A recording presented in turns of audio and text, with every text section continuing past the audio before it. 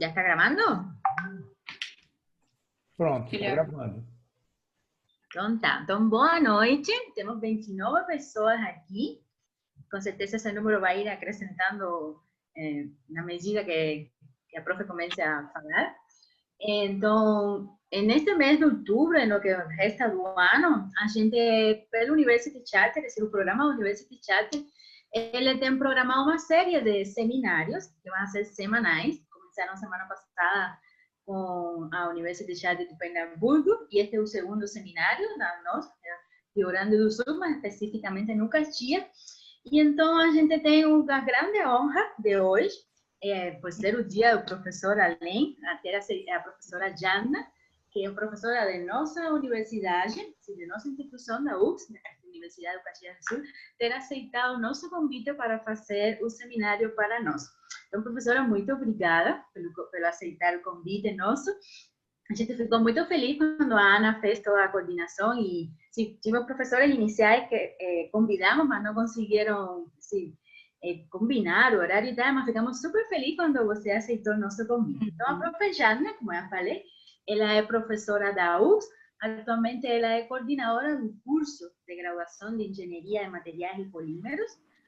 Além disso, dá aulas também para a pós-graduação de materiais nossa. E, bom, acho que a professora é engenheira química, não? Graduada em engenharia química, mas fez o mestrado e o doutorado na área de engenharia de materiais. Na UFS e na URGS, acho. Aqui todo no sul. Sim. E, bom, aqui ela então vai trazer um tema que para mim, no particular, é, como diriam vocês, minha praia. É um tema que eu gosto muito, é a área dos materiais. Então, ela vai tentar falar um pouco de como é aquele enlace entre os biomateriais e a engenharia de materiais. Então, uma vez mais, muito obrigada e parabéns a todos os professores que estão assistindo aqui no nosso seminário. E a você tem a palavra, prof. Ok, então eu só vou organizar aqui um pouquinho, vou puxar aqui para o lado para não atrapalhar minha visão. Quando eu compartilho a tela aqui, ficou em cima. Bom, então, boa noite a todos. Eu gostaria já de...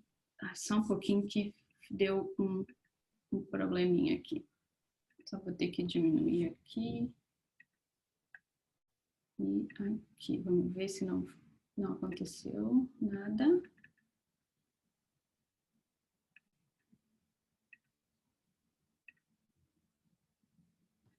Ai, Nairin, só me confirma se a tela está aparecendo todinha? Sim? Ok. Bom, então desculpa pelo atrapalho aqui, mas agradecer então imensamente ao convite, né, de vocês para estar aqui, né, conversando um pouquinho sobre um tema que eu vou contar, né, um pouquinho da minha história, obviamente, né, da minha trajetória para chegar até esse momento. Mas já antecipo, né, e digo que essa é uma área que me fascina muito, né, e eu entrei nela por opção, por brilho no olho mesmo, né, então eu sou uma amante desse assunto, né, então, mas por vezes eu ainda, né, não estou tão, como é que eu posso dizer, com os dois pés dentro da área. Tá? Quando a gente está dentro da universidade, a gente acaba atuando em outras frentes também e ficamos também na dependência de termos alunos, né, para compartilhar desses assuntos, certo? Então, eu vou contar um pouquinho da minha história, né, gostaria então imensamente de agradecer ao convite, né, as parabenizações pelo Dia do Professor, né, eu sei que tem outros professores aqui também, já parabenizo a eles, né, principalmente nesse momento que a gente está vivendo hoje, né, numa dificuldade tão grande e numa questão que a gente teve que se adaptar de forma tão rápida, né, a esse novo normal que a gente chama. Então, quando a Ana me fez o convite para falar sobre biomateriais, né, porque eu ministro uma disciplina na pós-graduação, né, de biomateriais, e ela veio com essa ideia, ai, prof, vai falar um pouquinho sobre biomateriais. E pensamos, então, nessa relação com a engenharia de materiais, já que eu tenho, então, esse viés, né, de estar hoje na coordenação do curso. Então, eu vi por bem, né, montar até esse título, né, que eu trouxe para vocês, que é Biomateriais e sua compatibilidade com a engenharia de materiais, certo? Obviamente que a ligação é totalmente direta, né, mas a gente vai ver alguns viés aí que são de extrema importância, né, a atuação desse engenheiro, né, dentro do grande, né, da grande área que é biomateriais, certo? Bom, então vamos lá. Vamos passar aqui um pouquinho da minha trajetória, né, acadêmica. Então, eu terminei meu curso de engenharia química aqui pela instituição, pela UFS, né, em 2004. Já antes de terminar a graduação, desde o terceiro ano da graduação, eu já fazia iniciação científica, né? E terminei o meu curso fazendo iniciação científica num grupo de materiais cerâmicos, né? Mais especificamente com a professora Janete e o professor Cláudio Perottoni, onde então meu TCC foi baseado, né, em produção de peças cerâmicas avançadas, que tem também, né, muita ligação com os biomateriais, né, por serem materiais, né, inertes, né, a parte da alumínio. Depois, então, na sequência, né, assim que eu terminei o curso de graduação, eu entrei para o mestrado em materiais. Então, obviamente, eu optei por essa área por já estar inserida nela, né, e por estar já fascinada pela área e grande área de materiais, né. Como eu sempre comento, né, em tudo que eu falo sobre essa área, que é uma área muito e muito ampla, né. Ontem mesmo, nessa reunião que eu tive junto ao pessoal da SAI e do Inmetro, se comentou essa questão, né, do engenheiro de materiais no Brasil ainda ser muito pouco conhecido, certo? Então, eu acho que vocês aqui são também umas forças motrizes para a divulgação desse tipo, né, de área, desse tipo de curso que é muito amplo.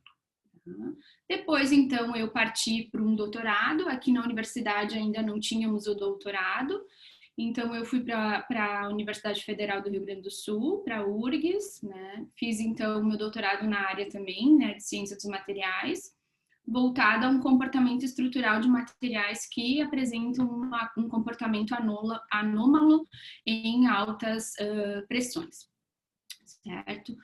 E terminando o doutorado, eu parti para um pós-doutorado na Universidade de Montpellier, na França, onde eu passei lá o ano de 2011, né? Trabalhando então com diferentes técnicas de caracterização, que isso é o que eu vejo o de mais valioso, né, para esse período que eu passei lá. Foi que eu consegui, então, ter um contato com diferentes técnicas em diferentes laboratórios. Então, eu tive experiência no laboratório europeu de luz síncroton, em Grenoble. Eu tive experiência no laboratório síncroton Soleil, em Paris. Então, eu tive esse contato muito amplo, né, com diferentes técnicas de caracterização que hoje me dão uma facilidade muito grande, né, da questão de técnicas de análise de materiais. Depois disso, terminando, eu nem tinha retornado, eu já fui convidada a retornar à universidade, né, como docente, entrando pelo programa de pós-graduação em materiais, que eu atuo até hoje, né, então desde 2012 eu estou na instituição, em março eu faço 9 anos, né, de instituição. Em 2016, quando eu retornei da minha licença maternidade, eu fui convidada a assumir a coordenação dos cursos de engenharia de materiais e do curso de tecnólogo em polímeros. A partir dali, então, foi ainda um desafio maior, né, porque é unir a docência com o trabalho em pesquisa em laboratório, com o trabalho de coordenação, certo? Na coordenação a gente tem ali um trabalho amplo, que não é só atendimento ao aluno, mas é questão de projeto pedagógico de curso, entre outros, né? E vocês que estão caminhando para algo acadêmico, acho que é importante também saber, né, esses viés que a gente tem dentro da instituição. Não é pensar que eu vou sair da minha pós-graduação e ir atuar numa instituição que eu vou continuar, né, tendo todo aquele tempo amplo para o trabalho com pesquisa, certo? Então, a gente tem que se desdobrar, né, em várias facetas para conseguir dar conta de tudo isso. Muito bem, em 2018 eu entrei também como docente no programa de pós-graduação da Engenharia Mecânica, que é um mestrado profissional, né, que a gente tem também na instituição. Muito bem, então essa é a minha trajetória acadêmica como um todo, e onde entra, né, os biomateriais. Foi por volta ali de 2015, eu me deparei com um sentimento que me levava a querer mudar de área. Mudar de área porque eu trabalhava inicialmente com materiais submetidos a altas pressões, eu não tinha ali uma aplicação tão direta, né? Eu trabalhava mais com ciência básica e eu queria, então, dar um viés mais aplicado às minhas pesquisas. Então, eu comecei a procurar e quando eu me deparei com biomateriais, eu disse, não, é realmente isso que eu quero seguir e eu vou, então, começar, né, nem que seja a passos curtos, colocar meu pezinho nessa área. Então, comecei montando disciplinas para ministrar e comecei mais devagar com alunos de graduação, né, trabalho de conclusão de curso. E hoje, então, eu tenho, juntamente com outros pesquisadores do programa, né, alunos de mestrado e doutorado. Então, dentro das linhas de pesquisa, né, que eu atuo com biomateriais, eu posso citar aqui, então, a questão de obtenção de micro e ou nanofibras, né, com possibilidade de aplicação em biomateriais. Mais especificamente, eu vou comentar um pouquinho mais para o final da minha apresentação como eu obtenho, né, como a gente obtém essas micro ou nanofibras, porque é um processo não tão convencional, né, utilizado. O mais convencional que se utiliza é a eletrofiação, né, e a gente optou por trabalhar com a fiação por sopro em solução. Tá? Então, a gente obteve alguns resultados ali, né, com 2 alunas de TCC, e provavelmente agora está vindo novos projetos até que vão auxiliar a questão, né, tão crítica que a gente tem com o coronavírus, certo? Bom, eu tenho também uma linha voltada à produção de biomateriais com gradiente funcional pela metalurgia do pó, então eu viés mais para materiais metálicos, onde então a gente trabalha, né, a questão de camadas nesse material para funcionalizar ele, né, deixar ele mais próximo, né, com características mais próximas por exemplo, para uma aplicação como uma reparação óssea, por exemplo, né, e também a utilização da impressão 3D para a obtenção de biomateriais. Esse eu vou mostrar um pouquinho melhor para vocês posteriormente, né? A que pé a gente está na pesquisa, na verdade, até agora. E eu coloquei aqui abaixo, então, os alunos que estão atuando comigo e outros professores nessa área. Então, tem o aluno Leonardo, o Daniel, né, que é de TCC da Engenharia de Materiais, e tem a aluna Maíra Fátio, que também é do mestrado em materiais, e o Leonardo é do doutorado. Começou a secar a voz. Já, né? Muito bem. Então, aqui um pouquinho do que eu trabalho hoje, né, dentro com esses alunos, né, dentro do programa de pós-graduação em materiais e do curso de engenharia de materiais. Muito bem. Então, quando eu comecei a pensar na palestra e nessa conversa que a gente ia ter hoje, eu pensei, bom, a gente precisa dar fazer uma ligação, né, e tentar ter uma conversa que no final a gente vá como é que eu posso dizer? Que a gente vá concluir, né, a importância do engenheiro de materiais dentro da área de biomateriais. Eu enxergo as duas áreas como muito amplas, né? Então eu resolvi colocar aqui algumas pirâmides, né? Que vocês todos que já passaram por essa questão, né? Por essas áreas de ciência dos materiais, né? Na graduação, muitas vezes. As disciplinas até básicas e obrigatórias nos programas de pós-graduação em materiais, já devem ter visto esse tipo de pirâmide, certo? Então, a gente liga aqui, né, a questão, né, da primeira pirâmide que vocês têm à esquerda, né? Eu tenho a estrutura, a propriedade e a ciência dos materiais que liga tudo isso, certo? E a engenharia, ela está em cima de tudo isso, por quê? Por que ela está em cima? Porque eu vou trabalhar com uma questão estrutural para gerar uma determinada propriedade e a engenharia, ela vem para engenheirar tudo isso.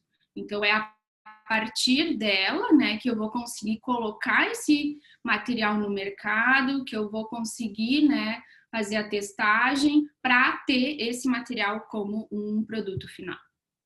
Então, aqui na pirâmide do meio, né, a gente abre um pouquinho mais a questão, né, da ciência, juntando com a engenharia, porque a gente tem ali dos vértices sendo a performance, né? Então, eu vou unir tanto processamento, propriedade, estrutura, caracterização de tudo isso para ter uma determinada performance. Com quem, né? Quem que a gente utiliza para fazer, né, a união dessa pirâmide? Bom, são os nossos materiais, as nossas classes de materiais. Então, dentro das classes, a gente tem os metálicos, os poliméricos, os cerâmicos, né? A união de 2 ou mais desses materiais, eu chego nos meus materiais compósitos. E, bom, onde é que ficam os biomateriais nisso tudo? Eu sempre que ministro disciplina de ciências dos materiais, eu trago os biomateriais como algo até fora de tudo isso.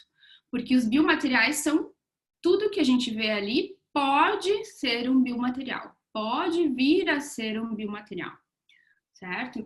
Então, daí eu trago a questão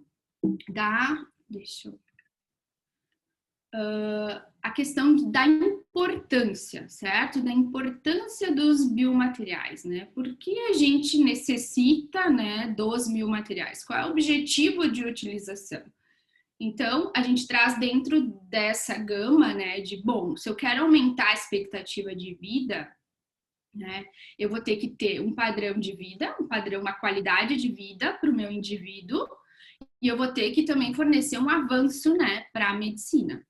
Então, para conseguir subsidiar, né, esse aumento de expectativa de vida de uma população.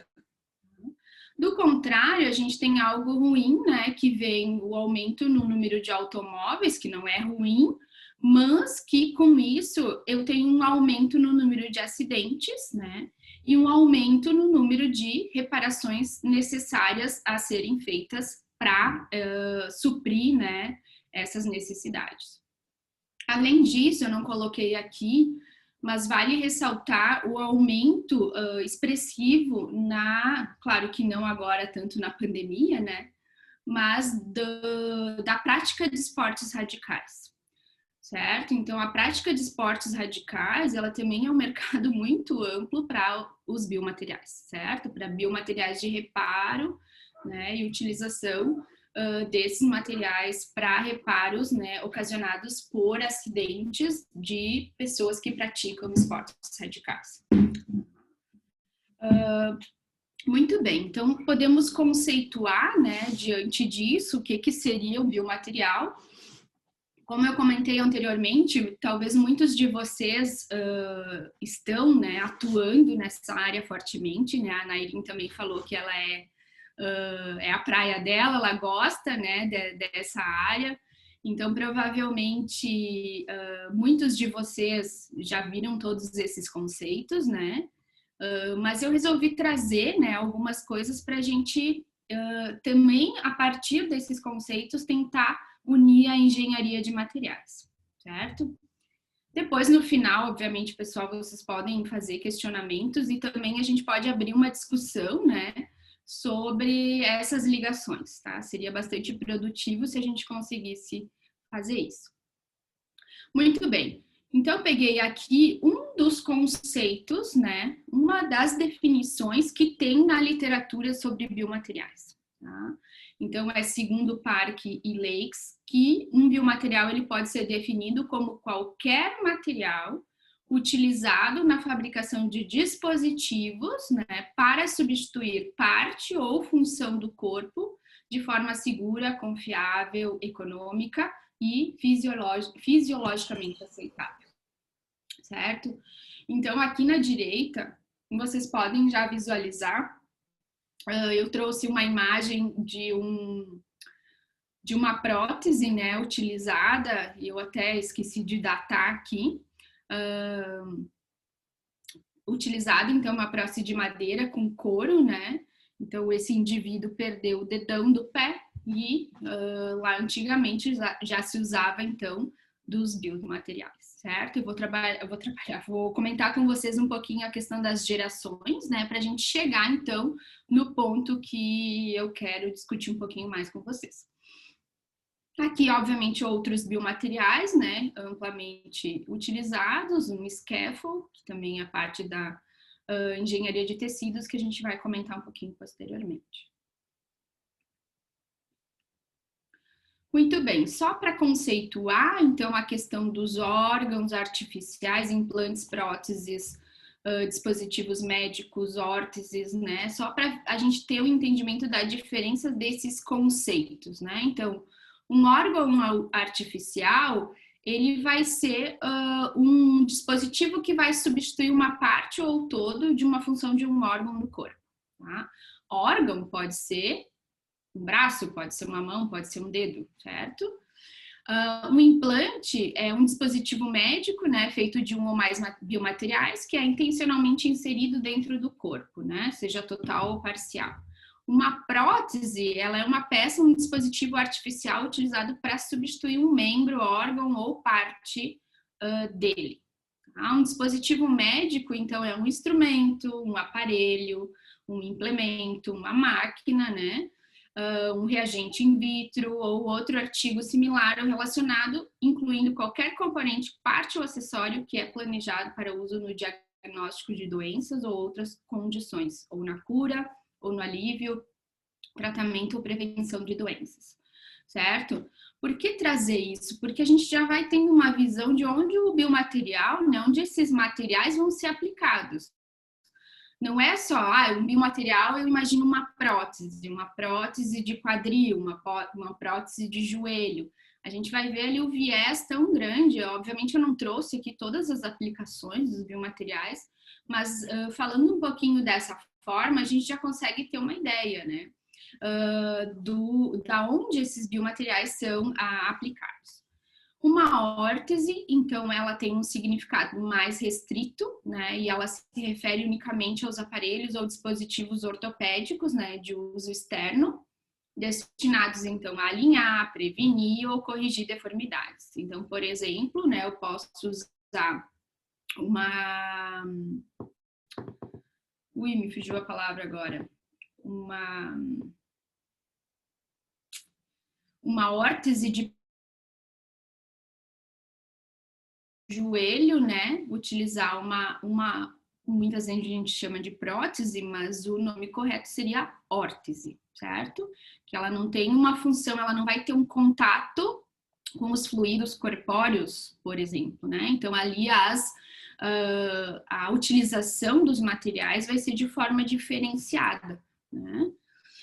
Muito bem, eu tenho ainda então os materiais e os artigos implantáveis, né? Então são todos os materiais e artigos de uso médico e odontológico, né? Destinados a serem introduzidos total ou parcialmente no organismo ou em um orifício do corpo, ou destinados a substituir uma superfície epitelial ou superfície do olho, né? Através da intervenção médica, permanecendo no corpo após o procedimento por longo prazo, ou podendo ser, então, removido unicamente por intervenção cirúrgica, certo? Então, existem alguns biomateriais que a gente utiliza, né, como implantes ou implantáveis, que eles vão ser de um período curto de utilização, certo? Esses dias eu estava conversando com um amigo que ele faz esses Ironman, triatlo, e um dia ele caiu de bicicleta. E ele quebrou esses ossinhos aqui do punho, né? Então, o que foi feito? Abriu, colocou alguns pinos, né? Alguns parafusos, fechou, deixou cicatrizar e depois abriu de novo e retirou, né? Então, esse implante, né, que foi utilizado, ele foi retirado com uma segunda intervenção cirúrgica. No meu ver, não é o que a gente gostaria, né, num futuro que precisasse ser feito. Por quê? Porque eu tenho ali, né, mais gasto com local de hospital, né, mais contato desse indivíduo com um ambiente que pode estar contaminado.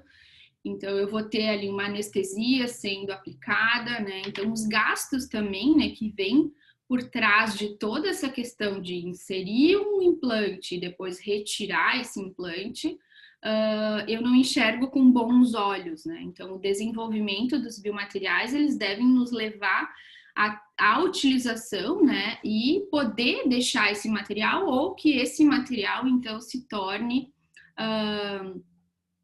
uma parte do teu corpo onde eu tenho ali, então, um crescimento ósseo, né? A questão da osteointegração. Certo? Muito bem. Comentando um pouquinho sobre a biocompatibilidade, né? A gente não pode deixar, né, de falar em biocompatibilidade quando a gente fala em biomateriais, certo? Então, foi até o que eu usei lá ali no nosso título, né? Eu tenho uma compatibilidade com a engenharia de materiais. E nesse caso, a gente vai falar em biocompatibilidade. Bom, para um material ser biocompatível, eu preciso, né,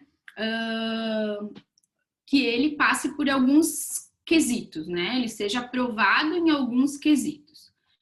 Então, ele vai, né? Ele tem que a sua presença deve causar efeitos nocivos, né? Então, ele não deve causar, na verdade, eu li errado até, não deve causar efeitos nocivos, né? No local do implante ou no sistema biológico. Os tecidos não devem causar degradação, né? Do material, né? Como, por exemplo, corrosão em materiais. Então, se esse material que for implantado, ele sofrer uma corrosão, eu vou ter ali um produto de corrosão. E esse produto de corrosão, ou a liberação de alguns íons, pode ser excessivo ao meu organismo. E isso pode danificar, né? E pode migrar, na verdade, para outros órgãos, né? Que não seja o órgão que unicamente que eu estou fazendo a utilização desse biomaterial. E no futuro, né, o paciente, né, o portador desse material pode sofrer com alguma outra doença que não seja a específica que ele tentou, né, suprir naquele momento. O material deve ser biofuncional, e quando eu falo em biofuncional, tem a ver, então, com características mecânicas, né, isso é de extrema relevância, porque até hoje a gente tenta, né, mimetizar, né, esse termo vem, quem trabalha nessa área de biomateriais tem muito em mente, que é tentar mimetizar, né, os locais onde eu vou aplicar esse biomaterial. Então, eu quero que aquele biomaterial que eu vou utilizar como uma prótese de fêmur, por exemplo, ele tenha uma propriedade mecânica próxima do osso. Mas, né, quem trabalha nessa área sabe que os nossos materiais sintéticos, eles têm propriedades mecânicas mais elevadas, né? E isso pode ocasionar, né, algum problema futuro. Então, para a pessoa ter uma qualidade de vida como ela tinha anteriormente à utilização, né, dessas próteses, eu preciso que tenha essa proximidade. Né? E isso é uma problemática bastante grande quando a gente fala em biomateriais, certo? Então, levanta a lebre ali da questão do biofuncional. E a questão da esterilização. Então, conhecendo as diferentes classes de materiais, né, a gente sabe que alguns materiais não suportam elevadas temperaturas, né? Então, quando eu penso em esterilização, a gente pensa em calor, né? Aplicar calor. Aplicando calor, eu estou eliminando qualquer problema, né, que eu possa ter nesse material. Porém, alguns materiais não suportam essa temperatura, né? E eu preciso, então, ter outros métodos de esterilização. Certo? Eu não vou comentar todos com vocês, depois eu vou fazer um apanhado, na verdade, do ciclo de vida, na verdade, de como, né? Já está aqui nesse slide. Essa questão, deixa eu só passar para cá, esse aqui. A questão das etapas, né, do ciclo de vida de um biomaterial. Então, para a gente falar de uma forma mais ampla, e aqui eu acho que eu consigo já ir encaixando, né, o engenheiro de materiais nas diferentes partes desse fluxograma. Muito bem. Para iniciar, né, com o biomaterial, a gente vai identificar uma necessidade. Essa necessidade, ela vai ser bastante ampla, né? Como eu já comentei com vocês anteriormente, eu posso ter tanto a utilização de uma prótese ocular, de uma lente de contato, né? Utilizada, obviamente, não externo, mas interno, né? Então, eu vou ter ali uma condição que tem que ser prevista, né? Então, eu identifico essa necessidade e depois disso, então, a gente parte para as outras etapas.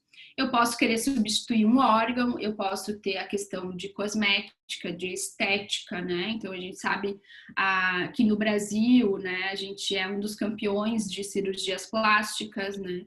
Então, tudo isso envolve o quê? Os biomateriais e as necessidades de desenvolvimento em cima, né, dos materiais para essas aplicações. Depois disso, a gente vai para o desenvolvimento do dispositivo, a síntese do material, né? Então, eu posso ter a utilização não somente de um único material, por exemplo, somente o titânio, e sim uma liga, né? Porque essa liga vai me fornecer propriedades, né, nesse conjunto que vai melhorar, né, a utilização desse material. Depois eu vou para testes iniciais, né, que são testes, então, que a gente faz unicamente com o material, né, que é propriedades mecânicas, a biorreação, a bioestabilidade química e mecânica. Tem materiais que, quando submetidos, né, quando colocados em contato com o fluido corpóreo, eles têm a sua alteração, alterações químicas, alterações mecânicas, né? Eu não tenho ali uma estabilidade desse material com o passar do tempo. Então, a gente pode fazer ali ensaios acelerados, né, de corrosão para detectar essa bioestabilidade, né, do material. E depois eu parto, então, para a fabricação, né? A fabricação tem diferentes processos, né, de fabricação de biomateriais, devido à ampla, né, utilização e diferenças nas utilizações desses biomateriais, né? Depois a gente vai comentar um pouquinho, né, das diferentes fabricações, focando mais na questão da engenharia tecidual, certo? Depois, então, eu tenho a questão da esterilização e embalagem. Como eu falei para vocês, dependendo da classe de materiais que eu estou trabalhando para produzir o biomaterial, né, seja ele um biomaterial polimérico, um biomaterial cerâmico, um compósito, um metálico, eu posso, ou até mesmo biomateriais naturais, né, que hoje em dia a gente já tem uma ampla gama de biomateriais naturais, né, que advêm de fontes naturais. Eu preciso esterilizar e que essa esterilização se mantenha, né, dentro da embalagem desse biomaterial. Então, a gente tem as esterilizações físicas e químicas, né? Por vezes eu não posso aplicar calor excessivo, porque esse material vai ter ali uma mudança de propriedades. Então, eu posso fazer um tratamento químico, né? Por exemplo, utilizando óxido de etileno, peróxido de hidrogênio, entre outros, né? Para garantir a esterilização desse biomaterial. Depois disso, então, eu passo pelos testes do dispositivo, né? Que eu tenho ali a toxicologia, a citotoxicidade, né? A biointeração in vitro. Depois eu faço os ensaios em vivo, né? Testes em animais, posso chegar a testes em humanos. E depois eu tenho toda a questão, então, regulatória, né? Que é uma pré-aprovação no mercado, os estudos clínicos, testes clínicos. E depois um monitoramento, né? De uso a longo prazo. Depois eu parto, então, para um uso clínico. E, por fim, eu tenho a análise do explante, que é retirar, então, né, fazer um teste patológico e também, por vezes, entender, né, por que ocorreu determinada falha naquele material, certo? Então, a gente tem ali grandes estudos já feitos, né, e bem consolidados, né, da questão das falhas nos biomateriais, né, que pode ser falhas justamente por ter sofrido uma corrosão devido aos fluidos corpóreos, né, e eu ter mudado a propriedade mecânica daquele material. Muito bem. Falando um pouquinho da linha do tempo, né, dos biomateriais, para a gente também introduzir algumas questões aqui bastante interessantes. Foi bastante desafiador para mim, né, montar essa apresentação num formato para tentar, né, essa compatibilidade entre biomateriais e engenharia de materiais pelo amplo número de publicações e notícias e artigos que saem a todo momento sobre esses assuntos, certo? Então, se eu vou olhar um pouquinho da biofabricação, é muita coisa já publicada, né? Mas começando então lá, né, falando um pouquinho sobre a primeira geração. A primeira geração é quando eu usava lá antigamente ouro, marfim para substituir um dente. Eu utilizava próteses de membros de madeira, de aço, né? Então ali eu tenho os nossos biomateriais de primeira geração. De segunda geração, a gente já parte para os materiais, né, que são bioativos ou então reabsorvíveis. Tá? Então, os bioativos, eu vou ter ali um material, né, que pode ser uma liga. Esses materiais de segunda geração, normalmente, eles eram materiais avançados na época, por terem sido desenvolvidos, né, para utilização em automóveis, utilização na aeronáutica. Então, a partir dali, né, eles foram, então, tendo essa aplicação como materiais bioativos e reabsorvíveis.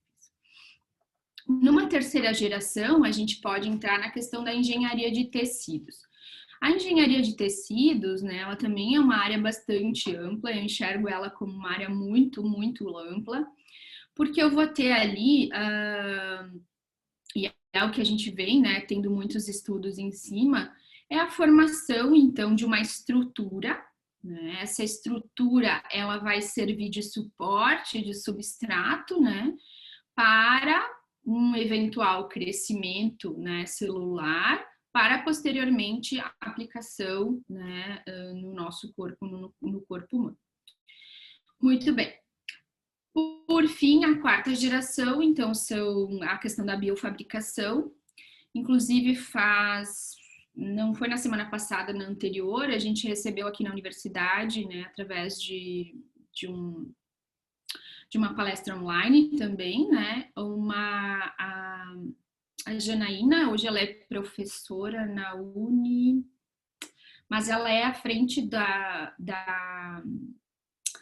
não sei, vocês já devem ter pesquisado sobre, talvez, né, sobre biofabricação, e tem um blog na internet que fala sobre biofabricação.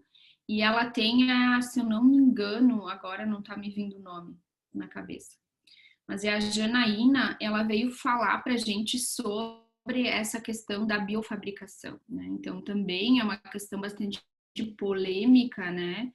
E muito ampla, né? Ela é mais focada na questão da bioimpressão, né? Então, eu formar ali estruturas e tentar imprimir órgãos, né?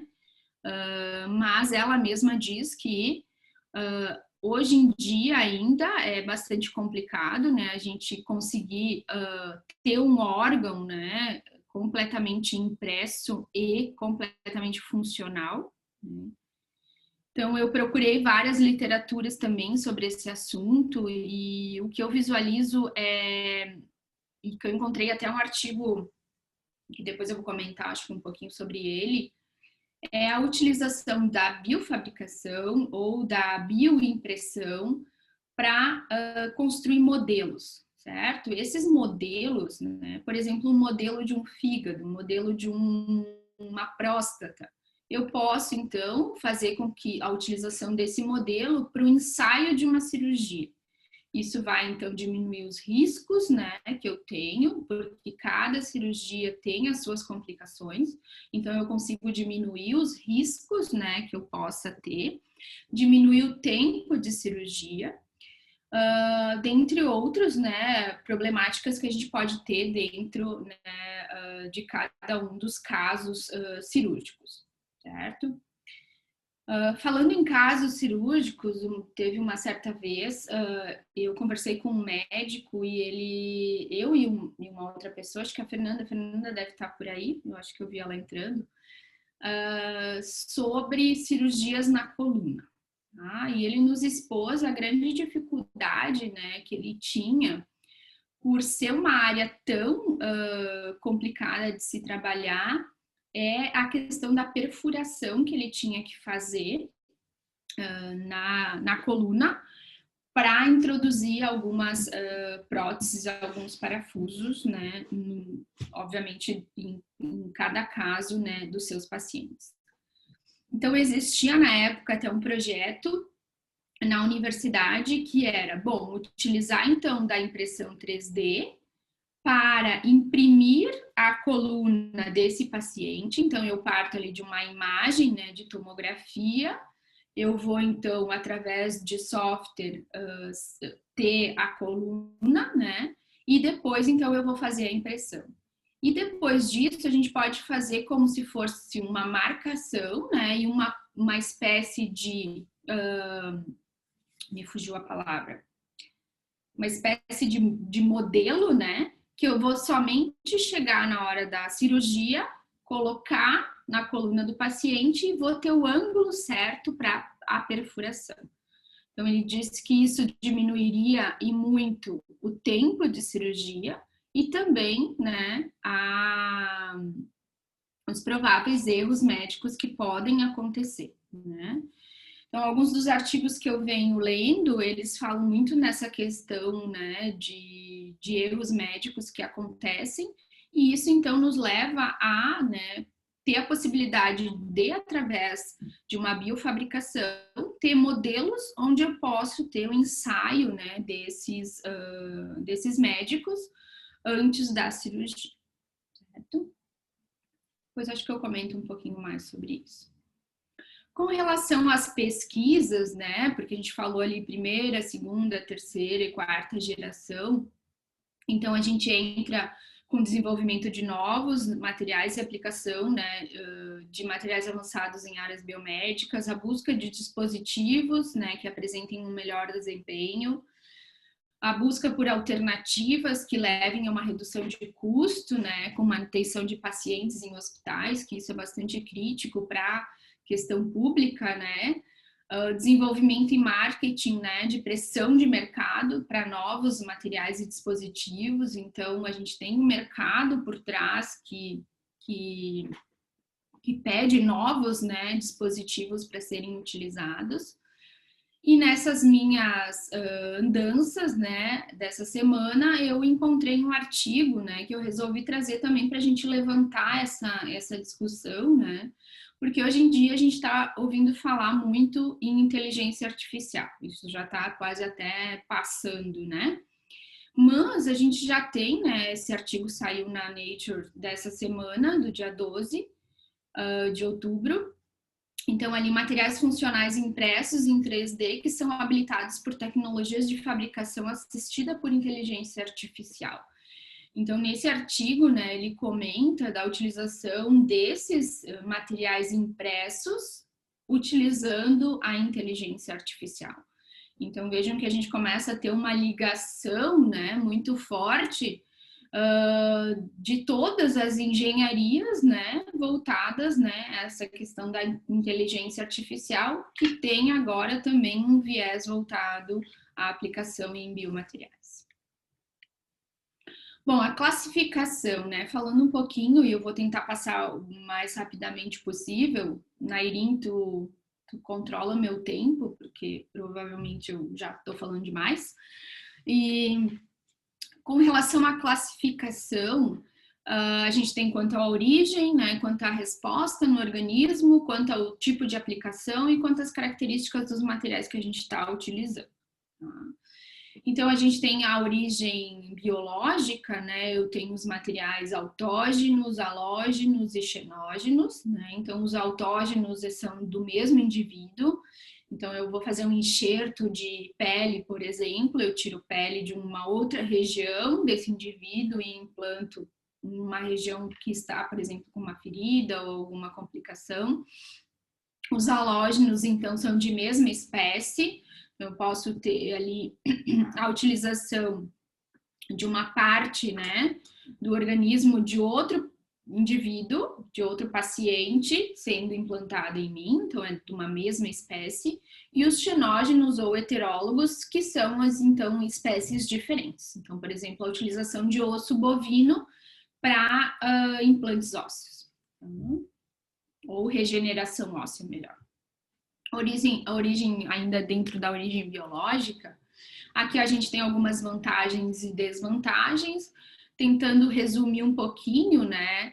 A vantagem e desvantagem, ela está mais voltada à questão da rejeição, né? Onde eu posso ter uma maior rejeição, uma pior, né? Uma maior rejeição, uma menor ou uma maior rejeição, né? Obviamente que eu fico nos extremos, né? O autógeno, por ser do teu próprio organismo, eu tenho uma menor rejeição, e por outro lado, os xenógenos, que são de outros indivíduos, eu vou ter uma maior rejeição. A quantidade também de material que eu posso ter disponível, e a questão também das intervenções que eu preciso fazer naquele paciente ou então em outros pacientes. Tá? Então, eu trouxe um dado aqui, que ele pode já estar um pouco defasado, de 2016, onde a gente tem um registro brasileiro de transplantes, né, que é dado por essa Associação Brasileira de Transplantes de Órgãos, que é a ABTO. Ela diz que de janeiro a setembro, né, então ali 9 meses de 2016, foram realizados 11.245 implantes autógenos, tá? Sendo, né, ali daí divide por cidades, mas por cirurgiões dentista, né, são esses então 10 mil e pouco, né, em São Paulo, 78 no Rio, 377 no Rio Grande do Sul, se em comparação com 1.650 implantes realizados na área médico-ortopédica. Então, eu levanto aqui a questão, né, dos cirurgiãos dentistas, né, que atuam muito fortemente com os biomateriais, né? Eles têm ali uma ampla utilização, né, de diferentes tipos, de diferentes classes de biomateriais. E, por vezes, né, esses cirurgiões dentistas não têm conhecimento do material que estão utilizando, né, tanto quanto o engenheiro de materiais, certo? Então, eu quero trazer também essa questão da conversa, né, que por vezes a conversa não acontece entre, né, um cirurgião dentista e um engenheiro de materiais e um cientista de materiais, né? Então, trazer um pouquinho disso. Origem sintética, né? Então, a gente tem ali os metais, cerâmicas, compostos e polímeros, né? Quanto à resposta, né? Então, é importante falar os bioinertes, né? Ou biotoleráveis. que são os aços inoxidáveis, né, o titânio em suas ligas, a alumina, né? Então, esses bioinertes e os bioativos que estão ali nos dois extremos, né? Os bioinertes, quando ele é introduzido no organismo, a gente forma ao redor dele uma cápsula, certo? Ele vai ficar encapsulado. E ele vai ter uma tolerância maior ou menor sendo medida pelo tamanho dessa cápsula que a gente tem ao redor desse material sendo formado, certo? Então, ele é mais tolerável se essa cápsula for menor. Quanto maior essa cápsula, menos tolerável ele é ao organismo. Já os bioativos, eu tenho ali, então, a hidroxiapatita, o biovidro, as vitrocerâmicas, que vai ter uma atividade, né, como o nome já diz, com o local onde ele está sendo implantado. Se for um implante ósseo, eu vou ter ali uma ligação, um crescimento, né, celular ósseo na superfície desse material. Os bioreabsorvíveis, então, eles têm ali um tempo de vida dentro do nosso organismo e, posteriormente, eles sofrem, então, uma absorção pelo organismo. Quanto à aplicação, né, então, eu tenho ali os três diferentes, né, sendo uma aplicação mais estrutural com relação aos bioinertes e biotoleráveis, e uma não estrutural, né, então, quando eu falo em estrutural e não estrutural, tem a ver, então, com questões mecânicas, né? Se eu vou ter um esforço mecânico sobre esse material ou não. Muito bem. Falando um pouquinho da evolução, né, do tempo também, com relação também aqui fazendo um cruzamento entre potencial regenerativo da utilização e a evolução, né, com o tempo. A gente tem materiais que já são clinicamente utilizados, que são os materiais biocompatíveis, né? Já quando eu vou para essa área, né, de materiais bioativos, biodegradáveis e biomiméticos, né, eu já tenho ali muitos materiais ainda em investigação que não são, né, já amplamente utilizados no corpo humano. Bom, chegando então na parte da engenharia de tecidos, né? Comentando um pouquinho, para não me estender demais, e poder comentar um pouquinho também do que eu ando fazendo, né? Então, os princípios básicos, né, da engenharia de tecidos, eu tenho ali um triângulo, né, que a gente chama da engenharia de tecidos, que eu vou ter ali sempre uma relação entre o biomaterial, os componentes celulares, né, e a questão de forças de atração entre, né, esse biomaterial e essas células. Tá? Então, se a gente observar aqui nesse ciclo, né, do biomaterial sendo utilizado na engenharia de tecidos, então eu tenho aqui, né, o corpo humano, eu vou retirar células por biópsia de algum local, eu vou fazer a cultura celular, né, eu vou também expandir essas células, depois eu vou ter aqui o meu suporte. Quem que vai ser o meu suporte? Aí que entra, então, né, a engenharia de materiais, a ciência dos materiais no desenvolvimento desses, né, suportes, né, dessas estruturas que servem como suporte para esse crescimento celular e para o retorno, então, né, desse conjunto para dentro do corpo humano. Então, essa, né, de forma bastante geral e ampla, os princípios básicos da engenharia de tecidos. Então, a gente foca, obviamente, no que é o nosso métier, né, que é materiais. Então, a gente vai lá para a questão dos scaffolds, né? Então, os scaffolds são matrizes ou estruturas, né? Que elas vão tentar mimetizar, né, essa matriz extracelular, que ela vai, então, dar subsídios para o crescimento celular, né? Sejam células de diferentes partes do nosso organismo, né? E a partir disso, eu vou ter, então, uma aderência dessa célula, a multiplicação, a migração, a diferenciação e elas vão, né, funcionalizar ou funcionar, né? Então, até acho que não ficou muito legal ali. Mas, então, eu utilizo dessa estrutura, né? Por vezes, eu posso produzir essa estrutura já com o componente celular, ou então eu vou aderir posteriormente essa célula, essa estrutura, né, essa matriz, e vou então dar andamento à utilização desse scaffold. Aqui também, de uma forma geral, eu coloquei nos outros slides mais específico a questão de propriedades, vamos dizer assim, o que a gente tem que ficar atento quando a gente vai trabalhar com a formação dessas estruturas, né? Bom, inicialmente tem que ter uma biocompatibilidade, tem a questão da degradação, né? Porque eu estou estudando e estou aplicando essa estrutura, né? Para suporte dessas células. Posteriormente, eu quero que esse material, né? Ele ou seja ativo, ou seja inerte ali, ou então ele seja degradado, né? Para o organismo.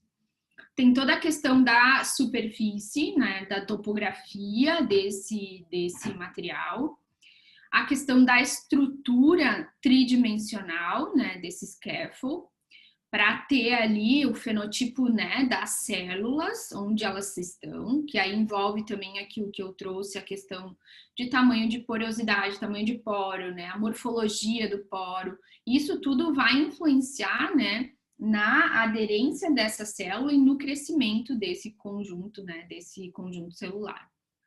As técnicas de fabricação, eu vou trazer algumas aqui para vocês bastante rapidamente. E a questão das propriedades mecânicas, né? Porque ele tem que ter uma determinada propriedade mecânica para suportar, né, aquele crescimento. E também aonde ele vai ser aderido. Então, alguns critérios, aqui eu tenho uma listinha, né? Biocompatibilidade, biodegradabilidade, degradar com a cura, altamente porosa, né?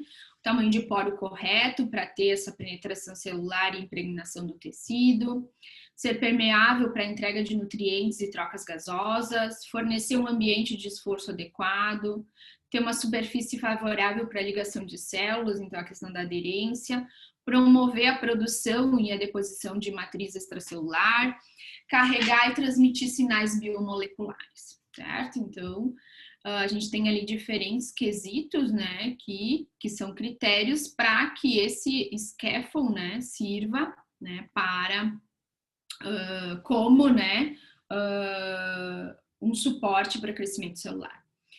Com relação mais específica à regeneração óssea, né, aqui também tem alguns itens, né, eu vou passar alguns só rapidamente para a gente não se estender demais, mas obviamente tem que ser biocompatível, né? Tem que ter uma textura que favoreça essa adesão celular, né? Principalmente, então quando eu vou trabalhar com uma regeneração óssea, eu vou olhar para células, né, celulares. Então qual é o tamanho de uma célula celular, qual é o tamanho do poro que eu tenho que ter.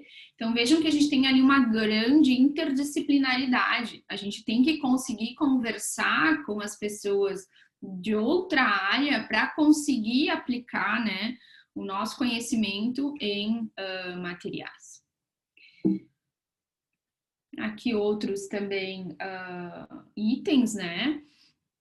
Também tem a questão de potencial para ser produzido comercialmente, então ele tem que estar dentro de normas, né? A norma da ISO, a norma da FDA, ele também tem que ser possível a esterilização, né?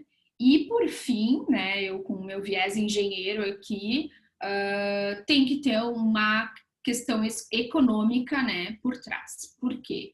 Porque eu vou produzir esse material que ele pode, então, ser utilizado, né, por uma cobertura de seguros de saúde público ou privados. Então, os scaffolds, eles podem ser produzidos em diferentes materiais, né, sejam eles cerâmicos, poliméricos ou polímeros sintéticos. Com relação aos cerâmicos, alguns exemplos, né, a hidroxiapatita, os vidros bioativos. Eu não comentei anteriormente, mas a hidroxiapatita ela também pode ser utilizada somente na superfície de algumas próteses, né, como uma diferenciação superficial, onde eu posso ter uma aderência maior celular e um crescimento celular, né, e ter o suporte mecânico de um outro material, por exemplo, o titânio. Os scaffolds de produtos naturais, né, o colágeno, a quitosana, né, entre outros, o alginato, né? Produzindo, então, ali estruturas onde eu vou ter um crescimento celular. Só que, como eu coloquei aqui no ladinho, né, para vocês, eu posso ter ele ser biologicamente ativo, ele ter uma adesão celular boa, um crescimento celular bom, mas ele perde em propriedades mecânicas. E por último, então, os polímeros sintéticos, né, onde eu posso, então, ter ali o poliestireno, o PLA, o poliácido glicólico, entre outros, né, eu também tenho uma degradação mais controlada desse biomaterial. Ele tem uma menor bioatividade, porém ele tem uma maior elasticidade, né, se comparado com outros. Então, eu consigo utilizar ele, né, fortemente. E os compósitos também, né? Eu trouxe aqui alguns exemplos, então, de compósitos de quitosana e alginato, de celulose e alginato, entre outros. Então, não significa que unicamente ele vai ser de um único material, mas eu posso ter a união de 2 ou mais materiais formando esse esquema. Bom, como que eu posso produzir? Então, eu trouxe aqui alguns exemplos, obviamente mais voltado para as áreas de pesquisa que eu tenho feito. Então, a produção de scaffolds, né, por nanofibras. Um exemplo é a utilização da eletrofiação, né? Então, produzir um suporte, né, por eletrofiação. Essas nanofibras, elas vão ter, né, um diâmetro nanométrico com um comprimento, por vezes, que podem chegar a mais, né, do que 100, 200 micrômetros. Eu vou ter, então, ali uma área superficial muito grande por ter uma das dimensões nanométricas, e com isso, então, eu posso ter ali uma aderência, né, celular bastante ampla. Eu posso trabalhar ali também com essa estrutura como um curativo, né, onde eu vou aderir nessa superfície um medicamento que pode ter ali uma liberação controlada. Tá?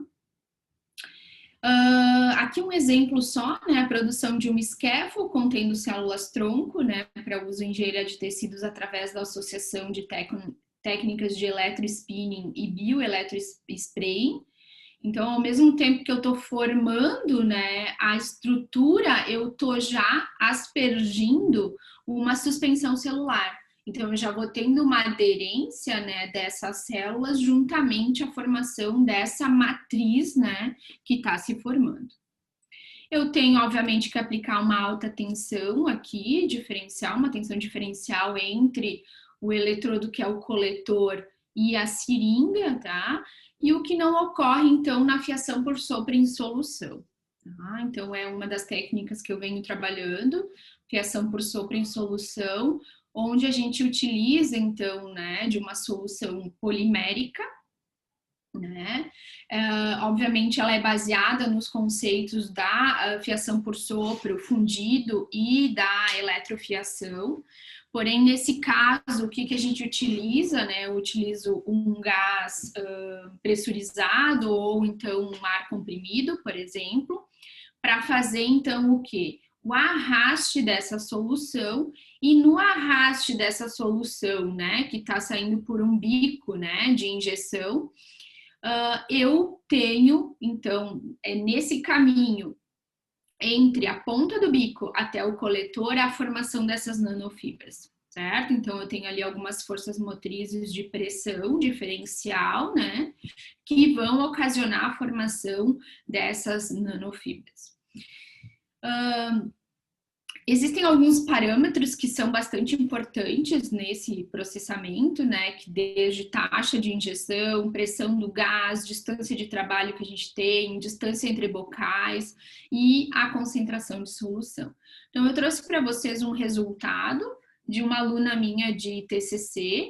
Ela fez, então, a formação de nanofibras poliméricas de TPU, né, por fiação por sopro em solução, e a gente observou aqui uma variação, né, com relação à concentração que a gente tinha do polímero na solução, Então, passando de 8% para 18%. Então, conforme a gente foi aumentando a concentração, a gente teve uma quantidade maior de fibras sendo formadas e também fibras mais bem formadas, certo? E com uma uniformidade maior nos seus diâmetros, certo? Então, aqui um dos resultados. Fugindo um pouquinho agora, indo para um outro viés, né, que é a questão da impressão 3D.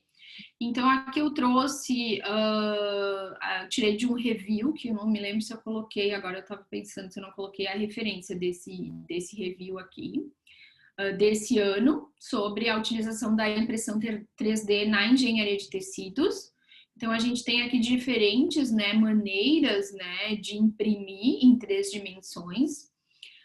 Uma das mais utilizadas e mais convencionais, né, por ter um equipamento mais em conta, é a fiação, é o FDM, né, que é então a impressão por filamento fundido, que é o que a gente está vendo nesse caso aqui, né, e existem outras maneiras, então, de fazer impressão, né, de um elemento tridimensionalmente.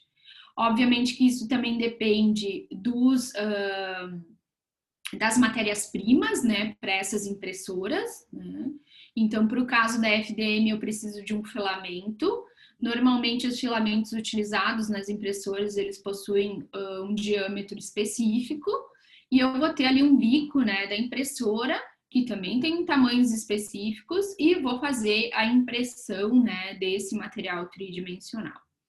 Então, um desafio que a gente está tendo, né, junto com uma aluna de mestrado, é a utilização, né, da impressão 3D para chegar em scaffolds que podem ser utilizados para regeneração óssea.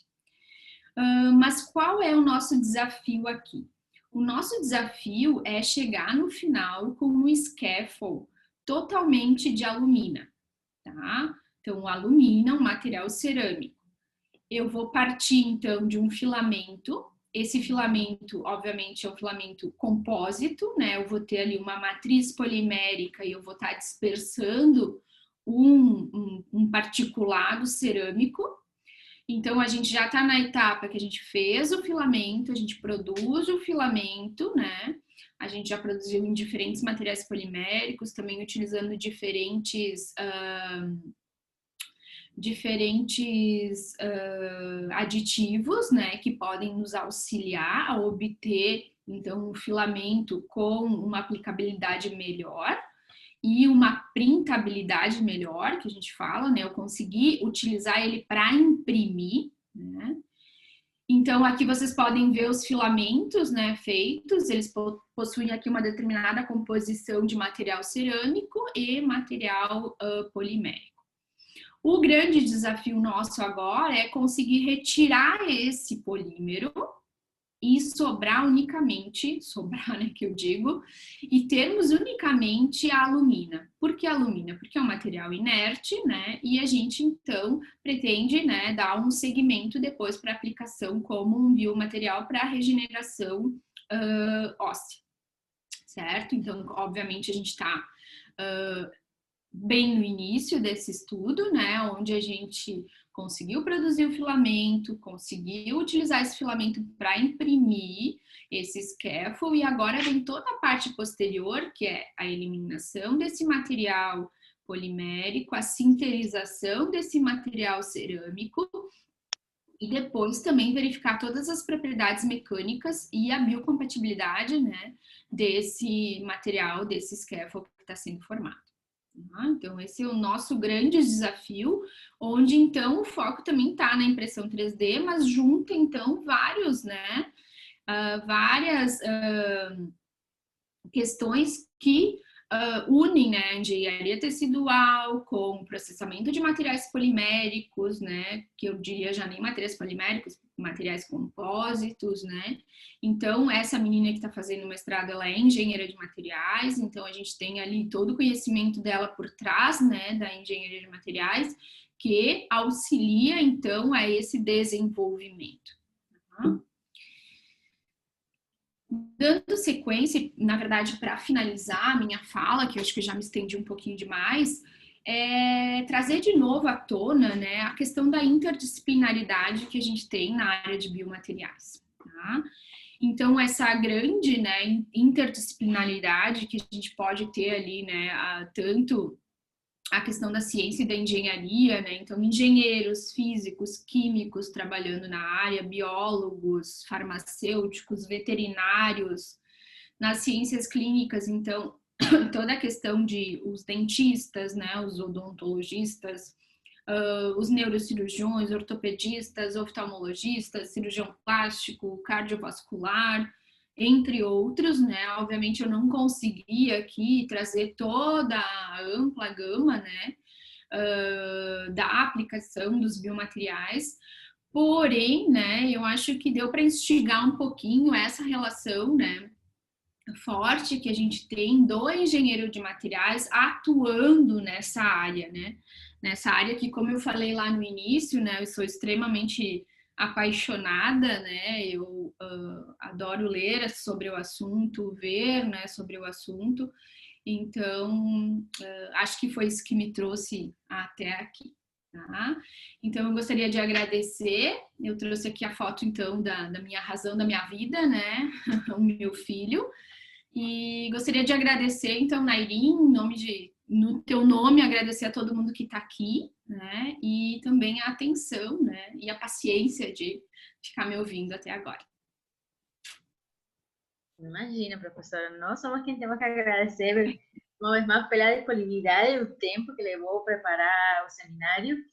Eu que conheço um pouco da área, você fez tipo um resumo do que seria grande parte da disciplina de biomateriais em alguns minutos para a gente. Então, não sei se alguém tem que fazer alguma pergunta.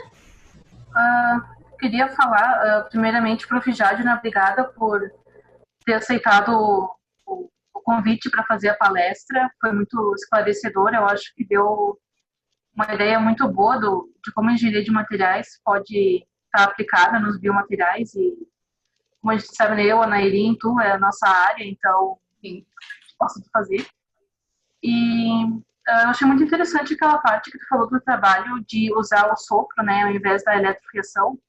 Isso.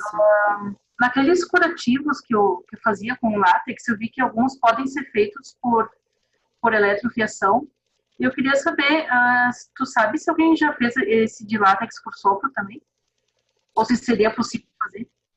Eu não vi nada sobre a aplicação do látex nessa área. Porque assim, ó, Ana, ele tem várias complicações para a utilização, né? Não é tão trivial a utilização por sopro. Como eu trouxe num slide ali algumas problemáticas, né, da utilização, mas eu acho que por ter um número tão grande de variáveis para conseguir atingir o teu produto final, vamos dizer assim, ele é mais complicado e por isso tem menor utilização. O que a gente precisa ter, né, de pré-requisito é conseguir, então, solubilizar esse polímero em algo, né? E esse algo, né, que eu falo assim de forma bem simples, esse algo tem que conseguir evaporar no caminho entre o bico, né, do sopro até o anteparo que a gente utiliza para coleta, né, dessa fibra. Eu acredito que tu pode até me dizer, né, pela tua experiência na área com látex, tu consegue então fazer uma suspensão, né, uma solução, na verdade, não é uma suspensão, tem que solubilizar esse polímero, né, num solvente, e esse solvente ter a possibilidade de evaporar. A gente solubilizava ele em álcool para poder misturar com a própolis, mas eu acho que álcool nesse caso não sei se daria para ser usado, mas eu achei bem legal a técnica. A gente pode testar, Ana, ó. Já abre ali um novo leque para nós. Ana, já? Tu vai fazer outra pergunta, Ana? Isso, foi isso. Sim.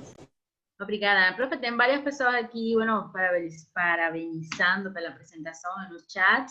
Tem uma pergunta de uma pessoa que fala, essas imagens das amostras em MEV foram metalizadas? Acredito que seja a imagem da fibra, que é o trabalho de vocês. Da fibra, deixa eu voltar lá. Opa. Que se foram metalizadas antes de fazer o MEV. Sim, foram metalizadas. Foram. Tá, então, muitos parabéns, muitos parabéns. A gravação, bom, a gente tem uma pessoa que está perguntando se a gravação da palestra vai ser disponibilizada em algum lugar. Nossa UC, nossa University Charter, não tem um canal de YouTube, mas nós vamos inserir no canal de YouTube do Pernambuco, da University Charter do Pernambuco. Pode ser? Então, aí dá para procurar no YouTube, University Charter de Pernambuco, e vai estar a palestra nossa. Sim, dá para estar a professora, mas da University Charter deu aqui. Sim, com então, certeza. Uma pergunta, uma curiosidade, mãe. Eu trabalhei eletrofiação, a gente se chama eletrospinning. Eletrospinning, eletrofiação, isso. No português, eletrofiação e tal. E eu fiz a eletrofiação do látex. Bem complicada, porque o látex, sabe que ele é bem melado, assim. Mas entupia a agulha, enfim, a gente... isso aí, tem esse problema. Dissolvia ele em cloroformo. Aí cloroformo super volátil, volatilizava rapidamente. Estava super rápido e aquilo era, bem, um desertinho, mas enfim. Mas essa técnica é criada por vocês? Ou ela existe na literatura? Eu nunca tinha visto ela existe na literatura, tá? Mas a gente não tem um equipamento que tu possa, por exemplo, adquirir, né? Então, o equipamento é feito manufaturado aí. Isso, a gente faz em casa, na verdade, como eu digo, né? A gente constrói o equipamento em casa. Então, o primeiro equipamento que a gente construiu foi feito por um aluno de TCC da engenharia mecânica. Então, a gente meio que uniu os esforços, né? O aluno da mecânica desenvolveu toda a estrutura para montagem. Depois a gente compra esse dispositivo, que na verdade é um dispositivo muito fácil de encontrar, porque é um dispositivo utilizado para jateamento, né? Por exemplo, pinturas em culinária, tu pode utilizar, né? Esse tipo de... para tatuagem também, né? E compra esse dispositivo e, obviamente, tu tem que ter um regulador de pressão e outros fatores ali que tu tem que conseguir controlar, né? Porque, como eu comentei com vocês, o número de variáveis é muito grande que eu posso ter ali, né? Então, eu tenho que conseguir controlar a pressão, né? Temperatura e umidade do ambiente influencia, a distância, né, do bico para o coletor, né? Então, muito do que influencia no eletrospinning, na eletrofiação, eu vou ter também na fiação por solução. E então, ali nessa técnica não tem, tipo, a aplicação da diferença potencial que tem o eletrospinning? Não tem. Não tem. Muito choque que ele veio com o eletrospinning. Então é isso que eu ia dizer. Esse é o diferencial da técnica, né? Eu poder utilizar algo que eu preciso de um ar com uma determinada pressão que vai arrastar essa solução. Arrastando essa solução, né? Devido a essa pressão. E a gente tem ali, eu não trouxe aqui na apresentação, mas tem já todo o estudo de como sai essa solução do bico e como forma essas fibras. Então, tem muitos estudos já em cima dessa formação. Então, tem a ver com a questão biológica, né? Aquele famoso cono de Taylor, ele não forma aquele, não? Forma também aqui. Forma? Forma o cono de Taylor, sim. Tem uma pergunta aqui no chat. Deixa eu ver o nome da pessoa. Estou perguntando o nome porque vai ter que falar um termo aqui que não sei, do Edison. Parabéns pela apresentação. Eu gostaria de saber se já existe alguma aplicação de MOF nessa área de scale por biomateriais. É a pergunta. Aí porque ele fala, cheguei a trabalhar brevemente com eles na graduação e lembro que eles tinham alguma aplicação para drug delivery, liberação de drogas, e terapia fotodinâmica, mas nunca procurei em específico para essa área de aplicação. O MOF agora não está me vindo também na cabeça o que é ele pode nos dizer... Edison, tu pode colocar aqui no chat MOF, Porque eu já passei por isso, mas agora não estou conseguindo me lembrar também. Se alguém lembra, coloca ali para nós, o MOF. Redes metalorgânicas. Sim. Não, eu já vi, sim, alguma coisa de aplicação, né, desse componente em biomateriais. Tá? Agora, eu não estou lembrada em específico, tá? De onde ele pode ser aplicado, mas já vi, sim. Nessas minhas andanças da montagem dessa grande disciplina, né, que não é uma grande disciplina, que é corrida, né, ela é dada em poucas horas, mas eu não vou saber responder para ele, né? Então, Edison, vai ficar devendo. Tem alguma pessoa que queira fazer outra pergunta? Acho que não. Ninguém está escrevendo. Muitos parabéns pela apresentação. Dice Edison que sem problema, que era só uma curiosidade.